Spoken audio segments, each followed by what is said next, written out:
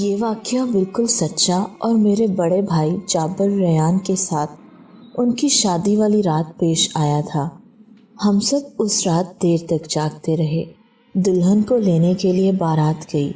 بھائی جان کو نیند نے آ لیا۔ انہوں نے دوستوں سے اجازت لی اور گھر کی چھت پر چلے گئے۔ ہم سب نیچے بیٹھے خوش گپیوں میں مصروف تھے۔ شہر سے بھائی کے دوست ساگر آکاش تشریف لائے تھے۔ انہوں نے لڑکیوں کے کپڑے پہنے اور مزے مزے کی حرکتیں کرتے رہے۔ اس دوران ایک چیخ سنائی دی۔ ہم سب اس چیخ سے چونک پڑے۔ مجھے لگا یہ بھائی جان کی چیخ ہے۔ بھاگ کر چھت پر گئے۔ بھائی پر نظر پڑی تو سنسنی کی ایک لہر ریڑھ کی ہڈی میں دوڑ گئی۔ بھائی جان آڑے ترچھے زمین پر پڑے ہیں۔ ان کے منہ سے جھاگ نکل رہی ہے اور نتنوں سے ایسی آوازیں نکال رہے ہیں جیسے کوئی بدمست بیل ذبح ہوتے وقت نکالتا ہے۔ بھائی جان کبھی کبھی ایسی آوازیں مذاق میں بھی نکالتے تھے، لیکن منہ سے جھاگ نکالنا مذاق میں ممکن نہیں تھا۔ جلدی سے ہم آگے بڑھے، بھائی کو سہارا دے کر اٹھایا تو ان کا جامہ نیچے آ لگا۔ فوراً انہیں چارپائی پر ڈالا۔ ہاتھ پاؤں ملے تو ان کی طبیعت کچھ بحال ہوئی۔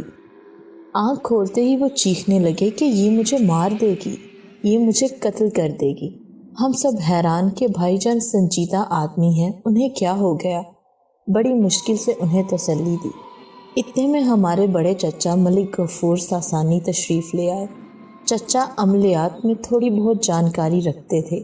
انہیں علم ہوا تو کچھ پڑھنے لگے، یہاں تک کہ بھائی جان کی حالت درست ہونے لگی۔ طبیعت سنبھلی تو کہنے لگے، چھت پر جانے کے بعد میں سونے کے لیے لیٹا تو مجھے کچھ آہٹ محسوس ہوئی۔ یاد رہے ہمارا گھر کھلی فضا میں تھا۔ گھر کے ایک طرف ہماری زمینیں اور دوسری طرف چنار کے درخت ہیں۔ آہٹ محسوس ہوئی۔ میں نے ادھر ادھر دیکھا تو کچھ دکھائی نہیں دیا۔ اتنے میں کسی نے چارپائی ہلائی۔ میں گھبرا کر اٹھا۔ دیکھتا ہوں کہ ایک لڑکی نوجوان دوشیزہ جس کی ٹانگیں سانپ کی طرح ہیں اور مسلسل چارپائی کے ارد گرد چکر لگا رہی تھی۔ اس کا جسم عام عورتوں کی طرح تھا، البتہ اس کی آنکھیں عجیب سی تھیں۔ مجھے بس اتنا یاد ہے کہ اس نے کہا، میں آؤں گی۔ صبح ہوئی، ایک بڑے عامل کو بلایا جس نے کچھ عمل کیا، تعویذ دیے اور کہنے لگے اب یہ بالکل ٹھیک ہیں، اور ان پر ایک چڑیل عاشق ہو گئی تھی، لیکن وہ اب نہیں آئے گی۔